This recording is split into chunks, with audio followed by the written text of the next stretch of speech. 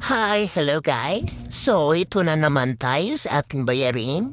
Sa sobrang init ang panahon, ang dugo din natin ay tumataas. Ang kuryente din natin ay tumataas.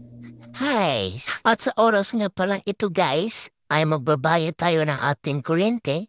Baka ay maputulan tayo. Alam niyo na guys, kapag mainit ang panahon, mainit din ang ulo ng mga tao. Kung hindi tayo magbabayad ng kuryente, ah, lalong iinit ang ulo ng mga tao.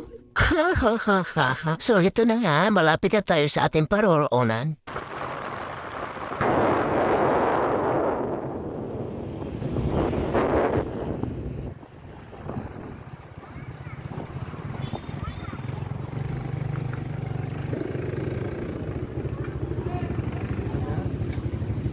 At dito tayo ay papasok na para magbayad. Ayun, konti lang pala ang magbabayad niyan guys, kaya hindi tayo matatagalan. Papasok na sana ako. Nakalimutan ko pala, wala pala sa akin yung papel at yung pera. At ayun, kinuha ko na ito nga pala yung mga babayaran namin. At habang pumipila ko ay nag-ayos ako ng aking mukha. Yun, ang cute ko, char. O yun pa, banks pa. Mga tipo mong mistisa o chinita. Habang ako'y morenang dalagang Pilipina. Char. Pa, balik tayo guys. So ito na nga guys.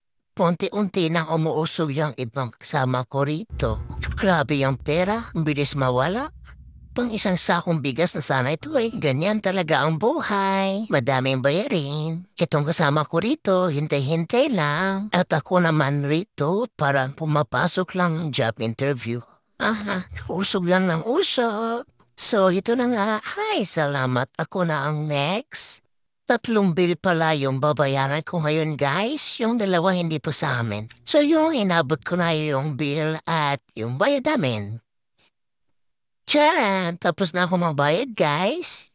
So, ito kasama ko ang laki ng tawa. Nakakita kasi ng cute palabas. Sa pagmamadali lumabas, ayun, nakalimutan yung helmet. Pagbuksan mo yung prinsesa. Salamat! At ito na nga guys, palabas na sana ako ng gate. At may nakita akong isang maliit na cute, isang cute na pusa. Kailangan ko na lumabas guys. Galit na yung driver ko. So guys, tapusin ko na ang kalokohan kong ito. See you in the next vlog.